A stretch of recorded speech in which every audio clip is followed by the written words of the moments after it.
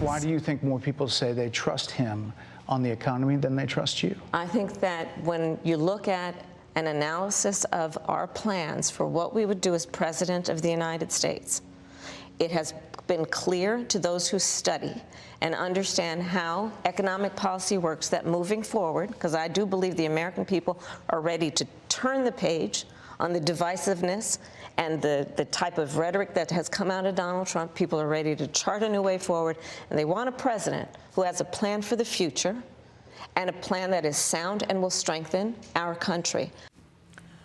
Vice President Kamala Harris not offering many details about her plans during this first ever Fox News interview with Bret Baier.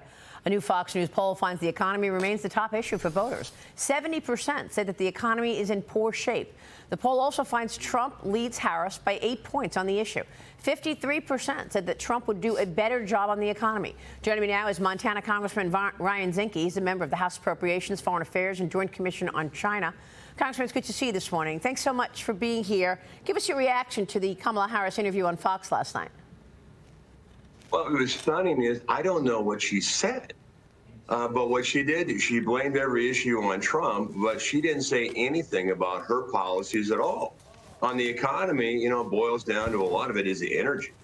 And while she doesn't say what she's going to do, we can see what Biden and Harris have done. I mean, we can't cut a tree out in the West, yet our forests are burning down. We can't dig a hole, and yet we have to get at critical minerals that power this economy, and we can't drill a well.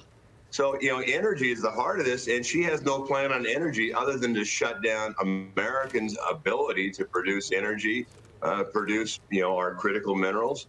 And please, would you please allow us to cut a tree out west so we don't burn down our forest? Well, I mean, look, Bret tried hard to get her to talk about her policies, but you're right. She did not discuss what her overall sort of North Star is. What is your agenda for the next 4 years?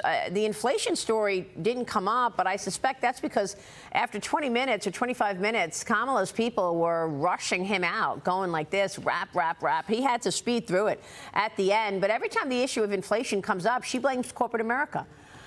So, again, yeah. Well, you look at it, it's just stunning ignorance. She sits on the National Security Council. She doesn't know we have troops in combat. I mean, Special Forces is probably in 65 countries. And then she tries to peddle that Trump's fault for this, quote, bipartisan immigration deal. It wasn't, you know, it wasn't bipartisan. It didn't even make it out of the Senate. It didn't even make it out of committee.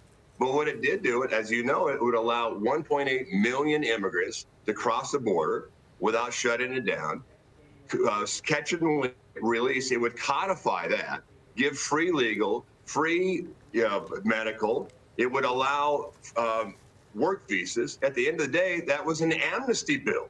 So she peddles that the reason why the amnesty bill failed was because of Trump. Well, you know, if the amnesty bill failed because of President Trump, double thumbs up, because it was a terrible bill. Well, I mean, look, we should also point out the timing on this. I mean, look, she says that the Senate bill was the end all. Well, the Senate bill failed this year in 2024.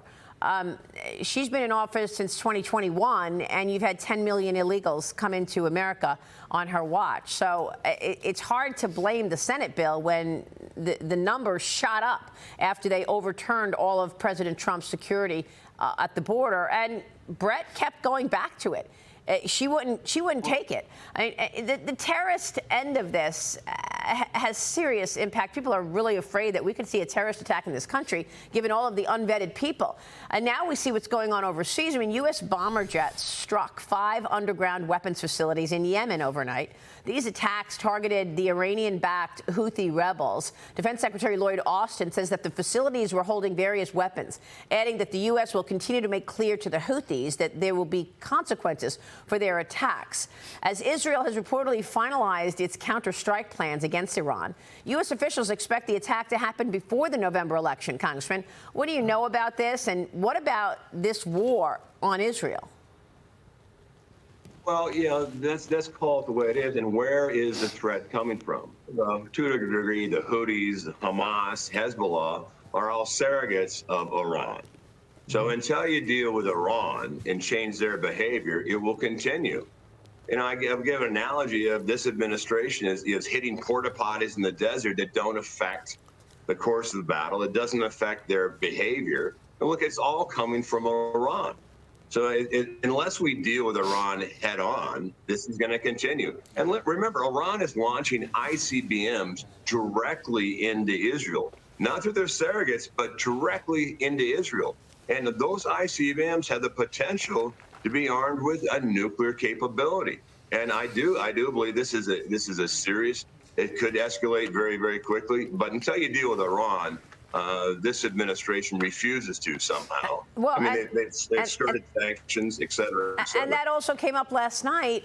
You know, Bret Baier said to her, look, people are saying that you say that Iran is the #1 threat, but it's not the way you're acting, given the fact that you blew off all the sanctions, enabled Iran to raise all this money to help support these proxies, these terrorist groups like Hezbollah and Hamas. Again, she said Iran was the #1 issue. A lot of people were questioning why she doesn't see China skeptically. Your thoughts? Well, I think there is a tri-axis of evil that coordinate. You have Russia that's pinning us in Ukraine. We're $200 billion in, no plan, no strategy yet. We have Venezuela, no one talks about. You have ICBMs being lobbed from Israel or from Iran into Israel, and then you have China.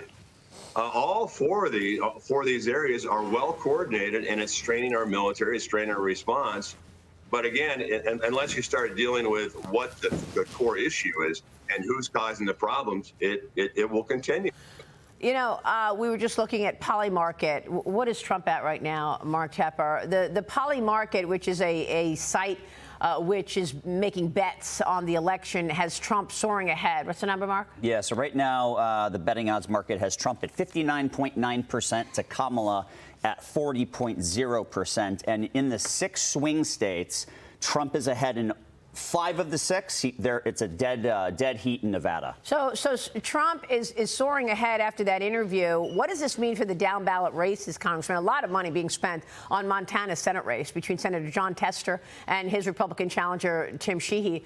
Political action committees have spent nearly $140 million so far. A total of $225 million has been spent on the race, and recent polls show Sheehy has a lead on Tester.